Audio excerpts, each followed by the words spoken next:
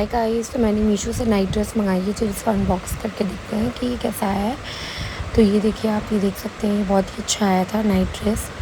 But unfortunately मैंने जो मंगवाया था वो नहीं आया था। मुझे दूसरा पीस उन्होंने सेंड कर दिया था, मतलब दूसरा डिज़ाइन, दूसरा कलर एंड साइज़ भी काफ़ी बड़ा था। तो मैंने इसे एक्सचेंज में डाल दिया। तो अभी जो मेरे पास मैंने जो मंगवाया है वो अभी आया नहीं है, तो उसका भी रिव्यू आपके साथ शेयर करेंगे। बट अगर आप मुझसे पर्सनली पूछा जाए ये कैसा है, ये काफ़ी अच्छा था। समर्स के लिए बहुत अच्छा है, तो आप इसे ले सकते हैं। मैं टैग कर दूँगी, मिलेगा।